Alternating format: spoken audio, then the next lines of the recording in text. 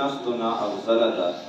دغه په وجه باندې چې دغه میاشتې چې قرآن پاک نازل شوی شب قدر ولا شپه 27 رمضان ولا شپه زرو میاشتو نه هم افضله ده ولې ځکه چې دغه شپې چې قرآن پاک نازل شوی معلوم مسله چې کوم شی ول نسبت قرآن پاک سره راځي ربط قرآن پاک سره راځي نو هغه شاید افضل نه افضل ترین جوړ شي دغه په وجه باندې نبی کریم صلی الله علیه و وسلم په کثرت سره د قرآن پاک تلاوت فرمایله او رمضان میاشت کې به هر شپه حضرت جبرئیل علیه السلام سره قرآن پاک ول دور فرمایله تاسو موږ امام اعظم ابو حنیفه رحمه الله با دغه مبارک میاشت چې 61 بار قرآن پاک ختم کول یو ورځ یو شپه یو تراویح دغه رنګ امام بخاری رحمه الله با روزانه رمضان مبارک میاشت کې یو قرآن پاک ختم کول نبی کریم صلی الله علیه و وسلم ارشاد فرمایله ک یو کس دا وړي چې رب سره د خبرې وکي نو د قرآن پاک تلاوت کوي حضور ارشاد فرمایله چې روزه او قرآن پاک د قیامت پر ورځ باندې شفاعت کوي او دواړو ور شفاعت په خبرې مگر افسوس سره چې قرآن پاک په حواله سره موږ ول حالت چې د بد نه بدترین ده بعض هغه دي چې د قرآن پاک ویل ورجی هم نه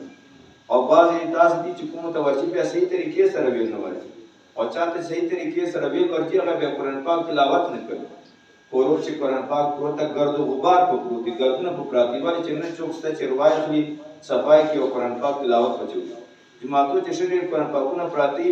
پراته شهیدان جودونه خراب وره چې قرآن پاکونه پراتی مگر چوک نسته چې خلاص کی او قرآن پاک تلاوت چې دا راو رمضان ولا مبارک میاشت